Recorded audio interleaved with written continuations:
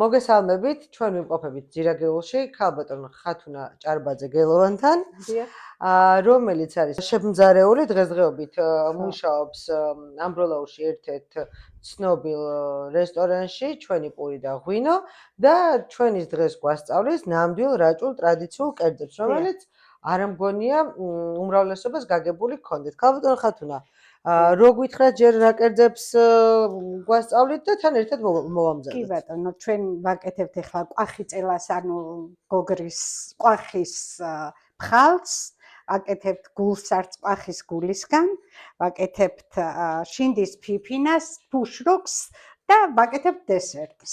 საოცარი სახელებია.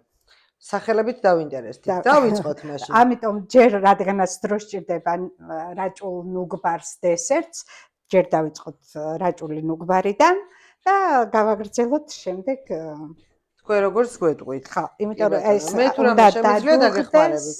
დავდებ ნიგოს ვიღებთ. ვკრით, ანუ ნიგოს ვასხავთ რძეს და ვკეთებთ შაქარს. იმ რაოდენობის რაც რძეც გვაქვს და ამას დავადგავთ ნელ ცეცხლზე. ანუ უნდა მოიხარშოს რძესთან ერთად, ხო.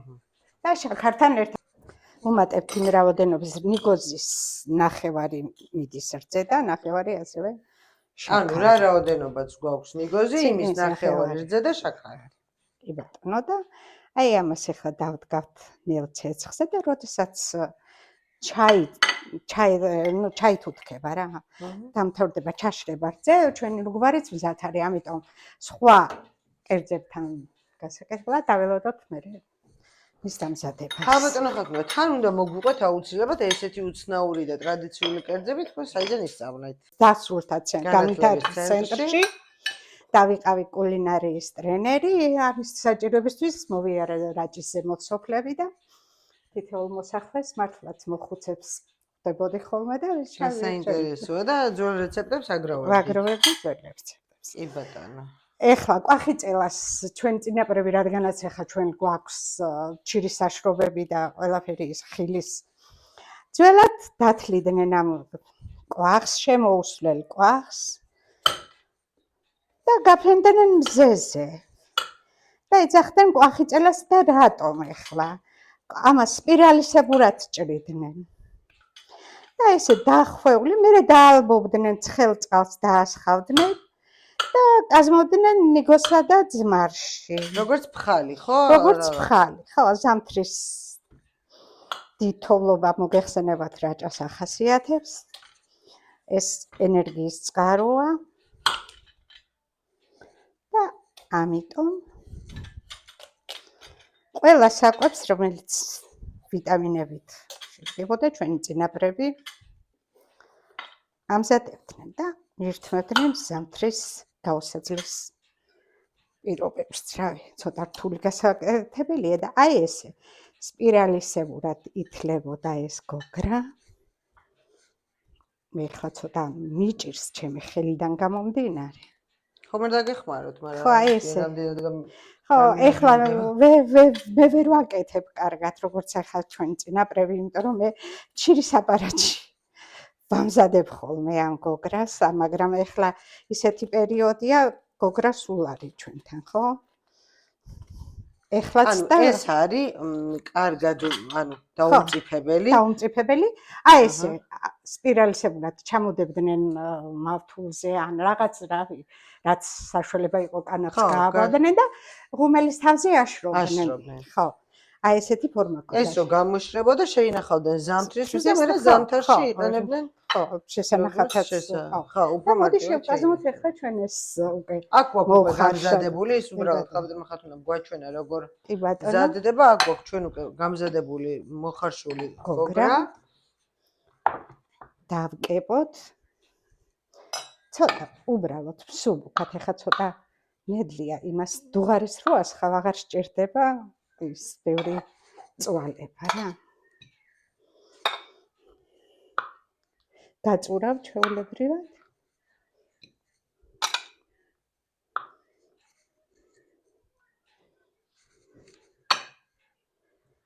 საკმაზე როგორ მზადდება? ანუ რა ინგრედიენტებია? ქინძი, ნიკოზი, ნიორი და მარილი, ჩვეულებრივად და მე წიწაკა და ჩემი საყვარელი საკაზმავია დარიჩინი, რომელსაც ვუმატებ ყოველთვის ჩემ კერძებს.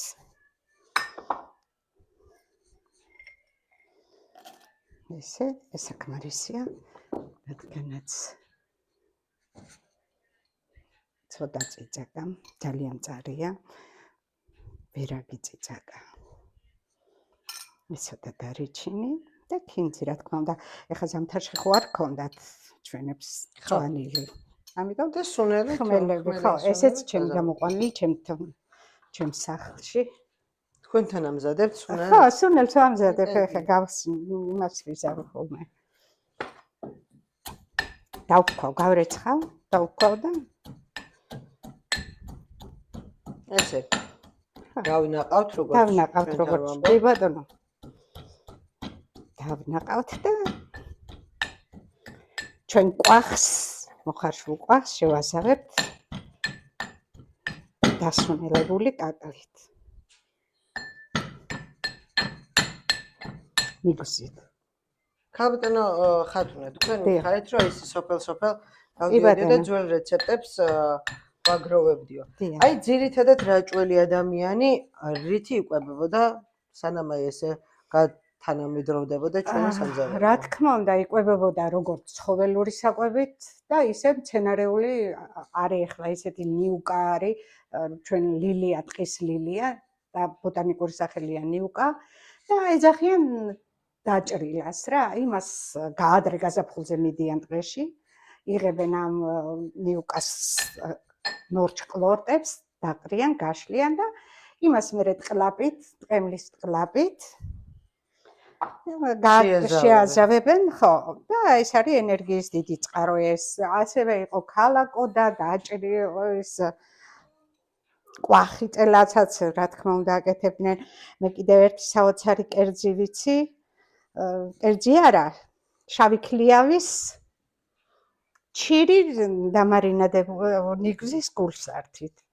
ეხლა შავი ქლიავი. იგი როგორც დესერტად თუ როგორც? არა, როგორც ბოსტნეულის ის, რა ქვია. ჩვეულებრივი კერძი ის არის, რა ქვია. ფხალი, არა, ფხალია, ჩვეულებრივი ფხალია. ნიგოსთან არ ინაყება ნიორი, საერთოდ ცალკე უნდა. აჰა. დაინაყოს ნიორი. აი ეს არ ვიცოდი თუ ჩემსავით თქვენც არიცით? რატომ ხომ არიცით? აი, იმიტომ რომ ეს წეპოვანია და მე სტრუქტურას უკარგავს. და დანაყვაში ხელს უშლის. აი ესე. საჭირო რჩევაც მე ვერად. კი ბატონო.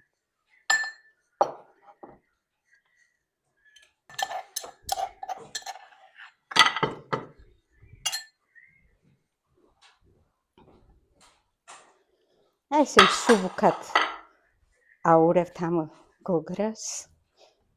ყვახს ჩვენს შეზავებულ ნიგოს და თუ რამე დაგვავიწყდება და დაგვაკლდება, დავამატებთ დაგემოვნების შემდეგ. ესეც ჩვენი ყვახიწელა. ესე ჩვენი ყვახიწელა. აბა ჩემო ძვირფასო. აბა გასინჯეთ.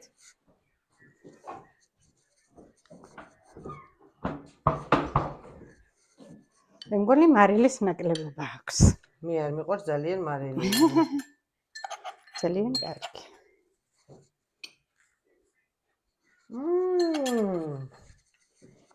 რა გემრიელია. ძალიან გემრიელია. ვერ წარმოვიდგენდი გოგრისგან ესეთი კერძი თუ შეიძლება და მომზადებულიყო.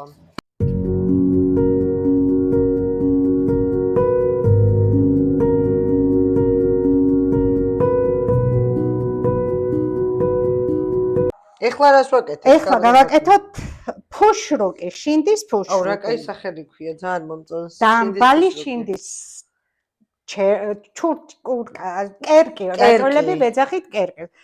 სხვა კუთხეში ჩურჩას ეძახიან, მაგრამ ჩვენ კერკი უფრო ლამაზად. მე კერკი გამიგია, ჩურჩა არც ვიცოდი. ხო, ამას ნიგოს დავნაყავ. ეხლა მანამდე უკვე დამბალი შინდი გვაქვს. ამოუკიდოთ სიმინდის ფქვილი, რომ მოიხაშოს ხანი სიმინდის ფქვილთან ერთად. აი ესე პატარა 1-2 კოვსი. შინც ძალიან დიდ პატივს ცევდნენ რაჭაში. ყველაფერი თითქმის მზადდებოდა, ინახავდნენ მის კერკს და ამზადებდნენ მერე ბუღლავებშიც, უმატებდნენ სხვადასხვა საწებლებს და რამეს. აი ძალიან სასარგებლო კენკრა, ვიტამინების წყარო, რა თქმა უნდა და ძალიან კარგად მოიხმაროდა სხვადასხვანაირ. ეხლა ეს რომ თან არომატულია, მომჟავა. რა თქმა უნდა.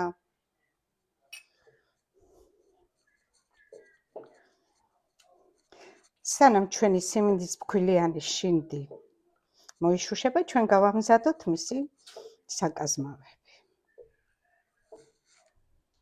ეს გახლავთ ნიგოზი და ნიორი. მხოლოდ ნიგოზი, ნიორი და მარილი.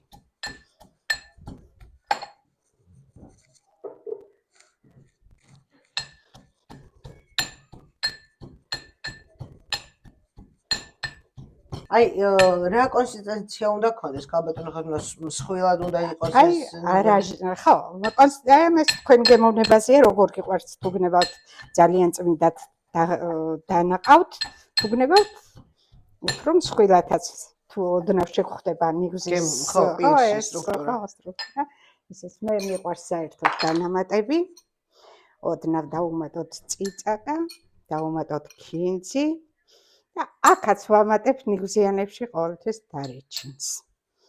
ეს ჩვენი ნიორიც დავუმატოთ, ის დანაყილია უკვე. ბევრი არ უნდა.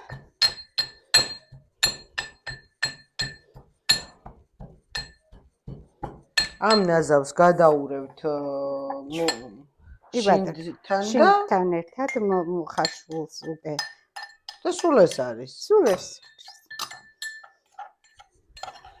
არის გრიპის ვირუსების მტერი. ზამთარში ესე იგი რო გაცივდებით, კი ბატონო. შეგიძლიათ ამით გამოიკეთოთ და თავი. რა თქმა უნდა, ნაბახუსების პირველი წამალიც არის. ჩვენ გვინის და უძნის ქვეყანა ვართ. ეხლა ეს ცოტა ხანი მოიშუშოს და ჩვენი ფუშროგიც მზად არის, აი. ქალბატონო ხათუნა, რადგან ასე დაკვირვებას აწარმოებდით ახლა თქვენ რაჭულ კერძებზე, აი ზემო რაჭის და ქვემო რაჭის კერძებს შორის რამდენად ძალიან ბევრი სხვაობა. აი ისეთ კერძებს ზემოთ უფრო ძროხეული, ქვემოთ უფრო ბოსტნეული და პარკოსნული და ესე ბოსტნეული რა, ანუ იმაში პარკოსნული შესაბამისად იმისა და ვინით კულტურად. კი ბატონო. ხო, როგორც ვითარდებოდა და მოიპოვებოდა პროდუქტი, ხო? კი ბატონო. ჩვენი ფუშროგიც მზად გახლავთ. უკვე და შეგვიძლია დააგემოვნოთ, ჩემო კარგებო.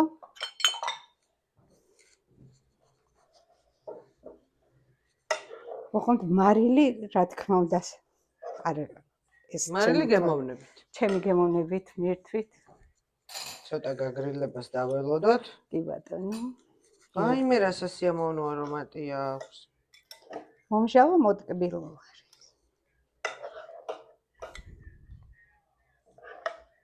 ასე რომ მეგობრებო შეგიძლიათ შემოდგომაზე მოაგროვოთ შინდი, გაახმოთ. დიახ. ზამთარში როცა გაციების სეზონი იქნება, როცა მოილხენთ და მეორე დღეს და ნედლი ქინძიც ძალიან უხდება ამ კერძს.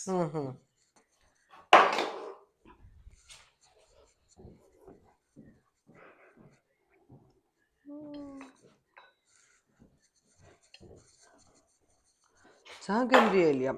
რაღაცა თითქოს აი ნიგზიანი ხარჩოს ხო, რაღაც ისეთი გემოზეცა მიდის, ისიც ხო რაღაცნაირი არომატული და ნიგზიანია. ისე როგორც კერძი ძალიან კაი და რამე ხორციან აი იმაზე გარნირადაც რო გამოიყენო, მე როგორ არა, კი. როგორც ხორციან კერძი, ეს აპეტაიზერი იქნება ჩვეულებრივი არაჩვეულებრივი. სოუსად უბრალოდ გარნირად არა. ახლა დავამზადოთ ჩვენი ყველაზე ერთ-ერთი პირველი დღესასწაულის ბარბალობის ღვეზელი, რომელიც მხოლოდ ბარბალობას რაჭველებისთვის სანამ ლობიანზე გადავიდოდნენ, ცული პირას ამზადებდნენ და ყვაყკაკლიანს ამზადებდნენ. ეს იყო ბარბალობის ერთ-ერთი ტრადიციული ღვეზელი. გულსართიანი. შეკეცი. ძალიან საინტერესოა ეს, არამედ ვიღებთ გოგრის თესლს და ვხალავთ სულკად. მაშინ არ იყო ესეთი ბედნიერება, რომ ქონოდათ კანგაცლილი გოგრის თესლი. ეს ახლა იმიტომ რომ უკვე მზათა გვაქვს ჩვენ ეს მოიპოვება უკვე ცივილიზაციის დამსახურებით. მოვხალავთ.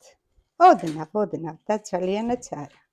და იმ ჩვენს ყვახი-წელას ძალიან უხდება ესე მოხალულის რო დააყრის შემდეგ გოგრის თესლს. ეს თავისივე თესლს. ძახდია. და თქვენ თქვით რომ არ მოიპოვებოდაო კანგაცლილი და ყანიანად ხო, ყანიანად კი არ ურთმევდნენ, ძალიან წვალობდნენ, ამას ვქვავდნენ, მოხალავდნენ რა თქმა უნდა თავის ჩერჩით. მერე დავქოდნენ ხელის წისქვილები ჰქონდათ, ეხლა წისქვილში ხო ვერ ჩავქავდნენ, პატარა ხელის წისქვილები ჰქონდათ. ჩაასხავდნენ წყალში, ჩაყრიდნენ, ეს წყალი წამოიღებდა ამ ქეფჩოს ეძახდნენ რა ყვახისგან. იმას მოართმევდნენ, გადაწურავდნენ წყალს, კიდე გადაწურავდნენ, სანამდე არ მიიღებდნენ აი ამ სიმწვანეს, მანამდე წვალობდნენ და ის ქეფჩო რო გაეცალათ. მერე იმას დაადგავენ, აი ახლა დავადგავთ, ჩვენ ამას დავქვა. ის ხო უკვე დაბქული იყო. წყალს დაასხავენ და ნელცეცხლზე დადგავენ, ეს ხდებოდა 2-3 დღით ადრე, სანამ ბარბალობა მოვიდოდა და იმ ღამეს რა ბარბალობის ღამეს უკვე დაადგავდნენ, ნელცეცხლზე მოდუღდებოდა და როგორც ხაჭო. ისე თი კონსისტენციის აი შემდეგ ხდება ესეთი უკვე მოვაყაროთ ჩვენი მოხალული ყვახის კაკალი. ყვახი-წელას მოვაყაროთ კაკალი. გულსართში გემოვნებით ემატება ზოგი შაქარს უკეთებდა, ზოგი ხავს, წვრილად დაჭრილ ხავს.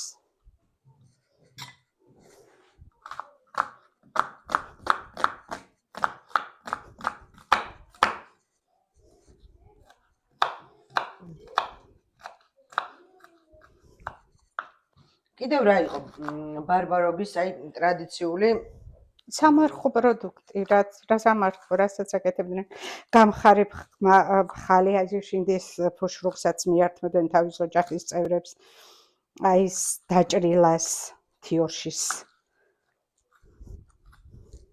ეხლა ყველას გვეზარება ტყეში წასვლა და იმ საოცარი პროდუქციის დამზადება, მაგრამ არიან ადამიანები, რომლებიც ძალიან დიდ პატივს სცემენ ამ დაჭრილას. რა ვქნა, ჩემი ხედები უფრო მიყვარს ვიდრე ხელთათმანით მუშაობა, რადგანაც უფრო გრძნობ ხელში მის როგორ ჩაიზილება და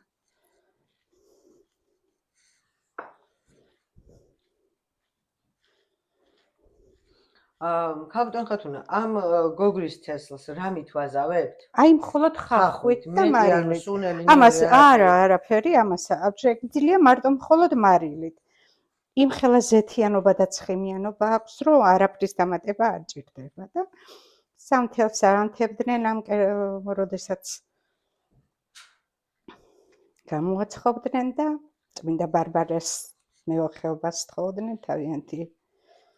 და მეკვლეობა ეს დღესასწაული იყო. იხარშებოდა გოგრა, ყვახი-წელა კეთდებოდა და კიდევ მრავალი ბოსტნეულის კერძები, რა თქმა უნდა, ლობიო ქოთნით და დაჭული ტრადიციული კერძი. დავხედოთ ჩვენს პატარა ნუგბარს. აჰა, მივიდა თითქმის. აი ეს არის რაჭული დესერტი, ნუგბარი, ოღონდ ეს სამარხო ნამდვილად არის. რძეში მოხარშული ნიგოზი. რძეში მოხარშული ნიგოზი. პატარა კვერებსაც ხოვდნენ. თითეული თავის ოჯახის თითოეული ოჯახის წევრისთვის, ხო? ხო, დიახ. მეყვლისთვის ყველაზე მთავარი კი მეყვლე იყო.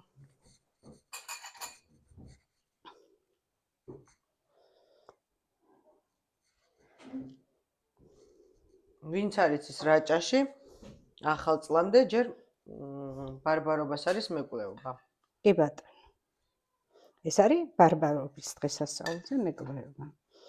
ამას ეძლებდნენ ოთხკუთხედ ფორმას და ეძახდნენ ბოხჩუანს.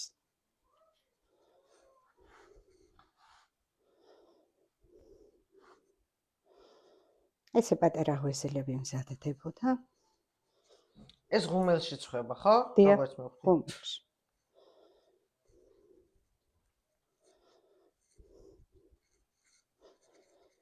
მე ხაჭაპურიც ესეთი ცხება რაჭაში. ხო, რაჭაში ესეთი ფორმა. ზემორაჭველები და ქვემორაჭველები არა. ისინი იმერულად განსაკუთრებული სილამაზი არა აქვს ახლა ამას, მაგრამ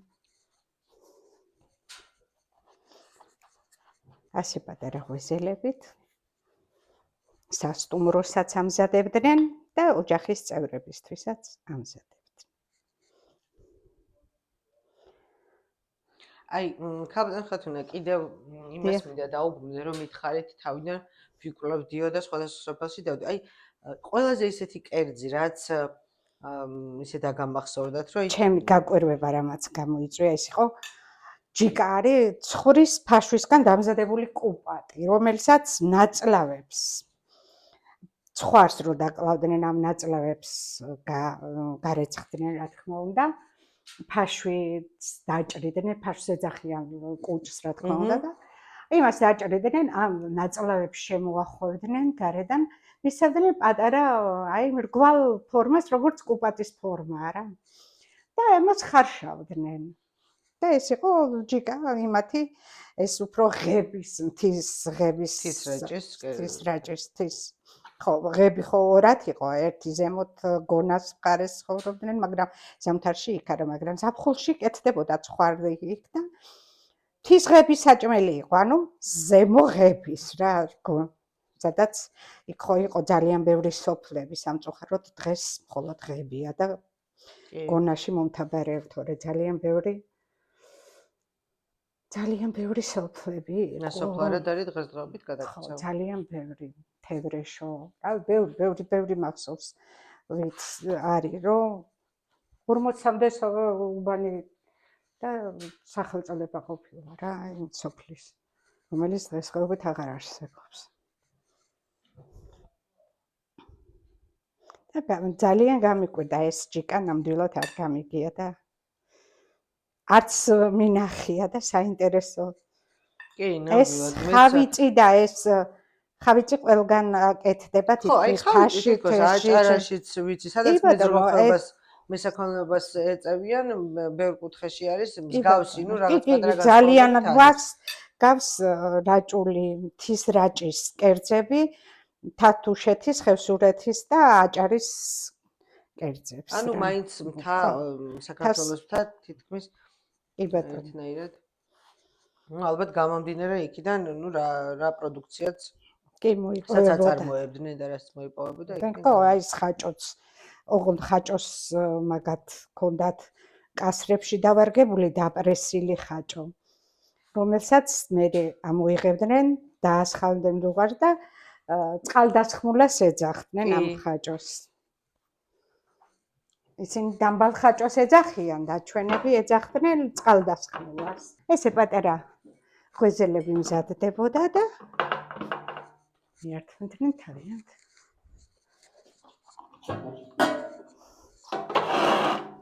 სალომე ჩვენ დესერტიც გამზადდა.